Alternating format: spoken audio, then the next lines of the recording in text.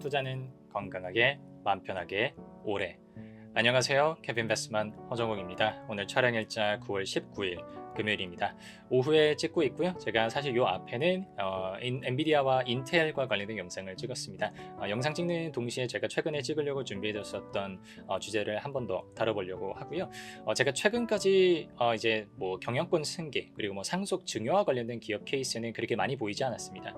특히 올해 우리 한국 주식시장의 키워드가 뭐 상법 개정, 뭐 거버넌스 개선, 지배구조, 뭐 밸류업 이런 것들이 키워드가 되면서 어떻게 보면 뒤에서 뭐 상속세나 증여세를 절약하면서 경영권 승계를 하기 위한 여러 가지 플랜들이 굉장히 많이 막혀왔어요. 그래서 이 상속증여 관련해 가지고는 케이스를 많이 안 돌아오다가 최근에 되게 재밌는 기업을 하나 발견해서 여러분들과 함께 공유하고 또 스터디 해보려고 합니다. 화면으로 가시죠. 여러분들 성신영예라고 하는 기업을 들어보셨는지 모르겠습니다. 뭐 시멘트나 레미콘 쪽으로 알고 계시는 분들은 당연히 들어보셨을 것 같아요.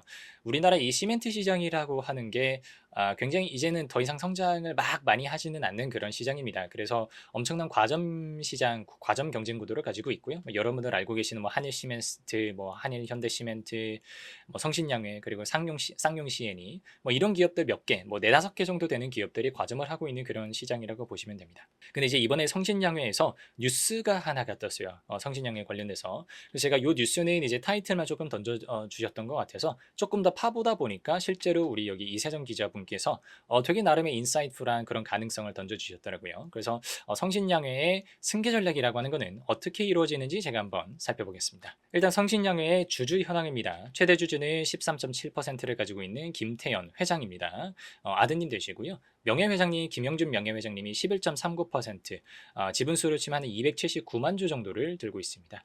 그래서 김영준 명예회장께서 나이가 뭐 상당히 많으십니다. 그래서 언젠가는 김태현 회장이 아빠로부터 지분을 조금 받아와야 되는, 그게 상속이 됐든 증여가 됐든 어떤 형태로든 받아와야 되는 상태고요.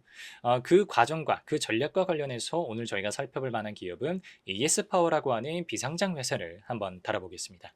8월 말이었습니다. 성신영에서 공시가 하나가 떴습니다. 임원 및 주요주주 특정 증권 등 거래계획 보고서가 나오는데 보고자가 누구냐라고 하니까 김영준 명예회장이에요. 그래서 공시 들어가서 살펴보니까 지분을 증여를 하시겠대요. 얼마 증여를 하시느냐 보니까 279만 주를 증여하시겠답니다. 자기가 가지고 있는 지분 전량을 다 증여하겠다는 거죠. 이렇게 되면 이번 증여가 있고 나서는 김영준 명예회장이 직접 들고 있는 성신영의 지분은 단 한 주도 남지 않게 됩니다.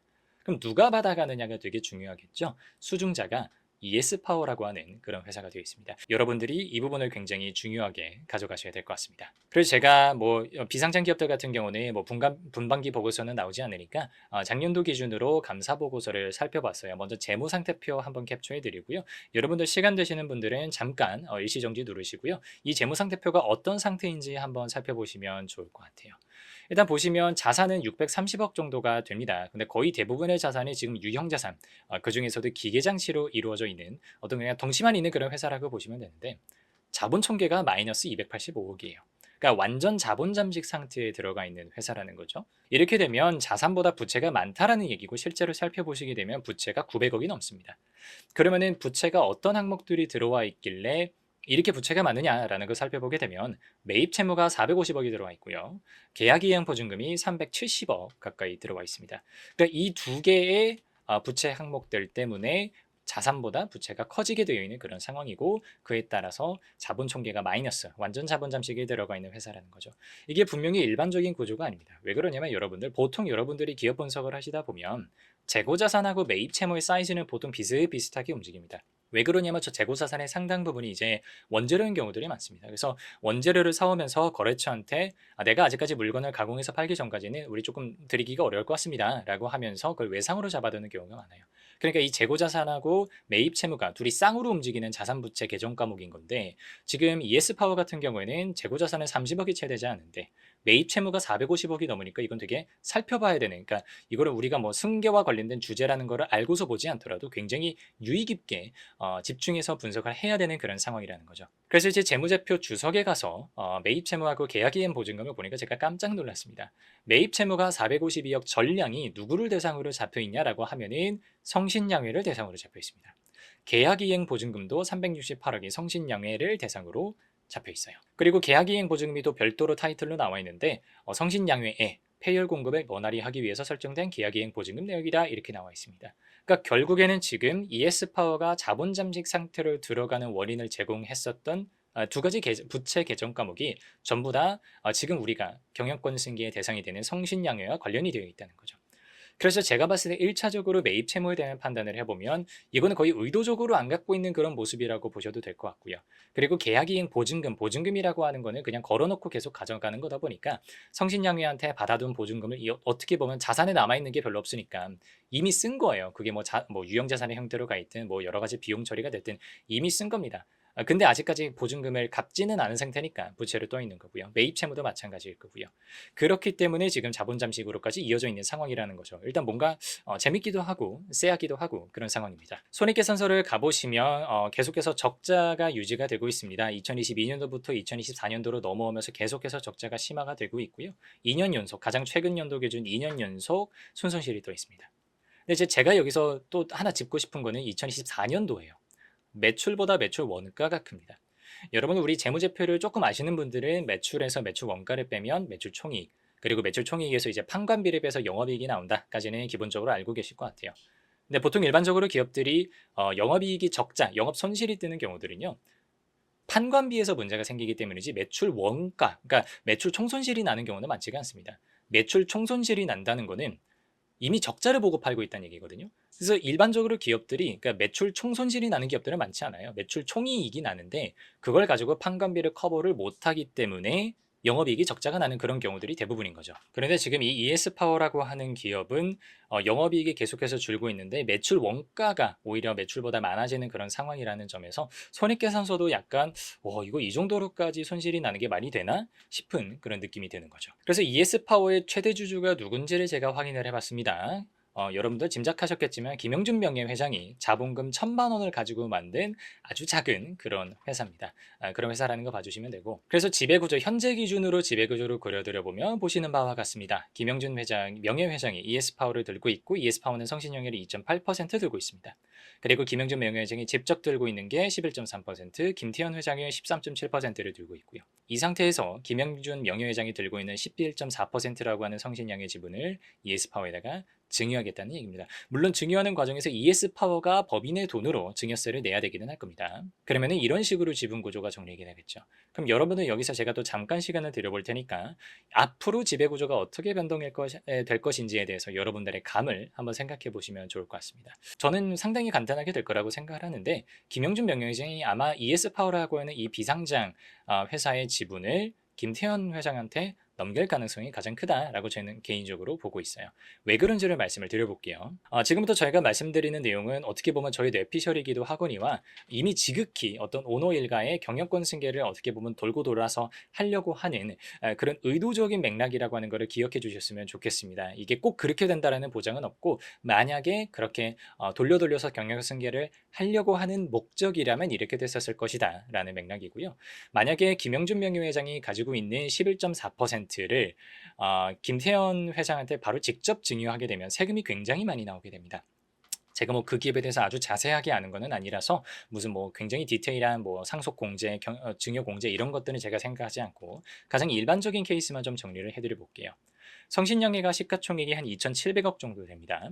그중에서 김영준 명예회장이 가지고 있는 11.4%는 308억 원 정도가 됩니다. 근데 우리나라 상증세법이 조금 웃긴 게 오너들, 그러니까 상장 기업의 오너들이 가지고 있는 지분에 대한 경영권 프리미엄을 20% 정도를 매겨서 계산을 해요.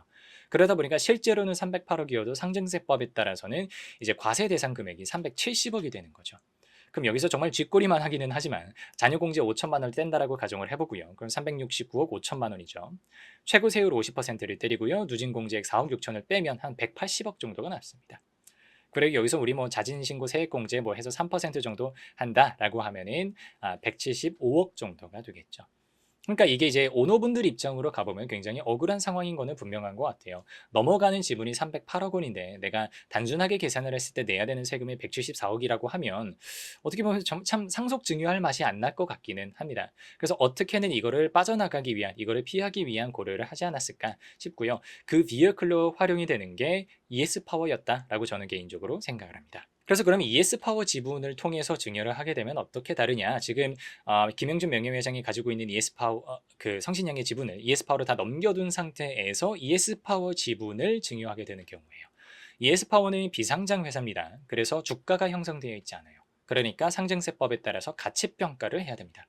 근데 문제가 뭐냐면 상증세법에서 기업 가치를 평가하는 몇 가지 방법들이 있는데 1차적으로 우리가 생각해 볼 만한 거는 수익 가치를 기준으로 평가를 하는데 최근 3개년도 실적, 순이익을 기준으로 평가를 합니다. 근데 앞에서 여러분들 숫자를 가보시게 되면 24년도, 23년도가 순손실이 떴어요. 그러면은 올해까지 만약에 순손실이 뜨게 되면 3개년도 연속으로 순손실이 뜨게 되면서 수익 가치를 기반으로 기업 가치를 평가할 수가 없게 됩니다. 이렇게 되면은 순자산 가치로 평가를 해야 되는데 여러분들 앞에서 보신 것처럼 순자산이 이미 마이너스 285억이에요. 그러니까 자본 잠식 상태이기 때문에 순자산 가치가 사실상 제로에 해당하는 그런 기업입니다. 그럼 우리가 정말 실제로 이렇게 되지 않겠지만 정말 단순 무식하게 하게 된다면 이 경우에는 어떻게 하느냐라고 했을 때는 자본금, 액면가 자본금을 기준으로 가져가는데 액면가 자본금이 앞에서 보셨으면 아시겠지만 1,000만 원이에요. 이렇게 되면 증여세가 거의 뭐 100만 원도 안 나오게 됩니다. 물론 여기서 우리 이제 ES 파워라고 하는 회사가 성신양의 지분 308억을 증여를 받을 것이기 때문에 그거에 따라서 자본이 늘어나지 않겠습니까? 라고 하면 우리 그거 반영해서 계산해 주면 돼요. 마이너스 285억에다가 308억을 더하게 되면 순자산이 23억 정도가 됩니다. 23억 정도라고 하게 되면은 뭐 대략 한 40%대 정도의 증여세율이 부과가 될 거다 보니까 about 한 7억 정도가 되지 않을까 싶어요. 대충 이렇게 공제를 해보면 그럼 7억 정도는 앞에서 비교한 뭐 175억, 180억 요 정도가 되는 그런 증여세보다는 훨씬 더 부담이 작은 세액이니까 이쪽으로 충분히 틀만하다라는 생각이 드는 거죠. 그래서 지금 이제 2년 연속으로 순손실이 떠 있는 그런 상황에서 하필이면 그런 2025년도에 이렇게 증여를 통해서 뭔가 절차를 밟아 나간다는 게 뭔가 약간 의심을 일부러 가지고 보면 충분히 의도성이 있었다라고 저는 판단을 해볼 수가 있을 것 같습니다. 오늘 영상 정리드려 보겠습니다. 성신양의 경영권 승계와 관련해서 항상 모든 거는 결국에는 세금이 문제가 됩니다. 그게 증여세가 됐든 상속세가 됐든 배당소득세가 됐든 양도소득세가 됐든 모든 거는 세금을 줄이기 위한 어떤 혈투라고 보시면 되고요. 사실은 뭐 이렇게 비상장 기업을 통해서 경영권을 승계하는 플랜은 과거에 굉장히 많았습니다. 근데 이게 그동안 많이 막혀왔었어요. 이제 왜 그러냐면 정말 옛날에는요.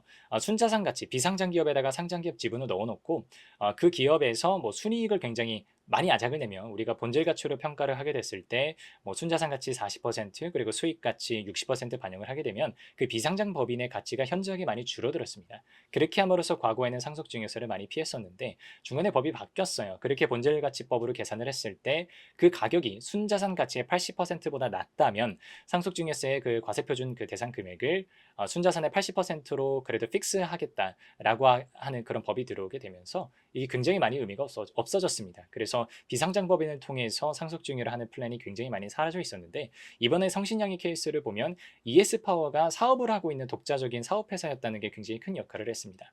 그 사업을 하면서 어떻게 보면은 뭐 의도치 않았는지 자발적이었는지 비자발적이었는지 저는 잘 모르겠지만 굉장히 적자를 많이 내면서 자본 잠식을 거의 의도적으로 가져가는 그런 상황이 됐었고 그러다 보니까 그렇게 완전 자본 잠식이 된 상태에서 성신양의 지분을 일부 받아온다라고 해도 그 기업의 가치가 그렇게 많이 올라가지 않는 그런 상황까지 만든 특수한 맥락이 있었기 때문에 이번 상속 증여가 가능한 그런 바탕이 만들어졌다. 앞으로 정확히 어떻게 될지는 저도 모르겠습니다. 하지만 그러한 굉장히 유리하고 편리한 바탕이 만들어졌다라는 거에 대해서는 저는 이견의 여지는 없는 것 같습니다. 그래서 그런 맥락이라고 봐주시면 되겠고요.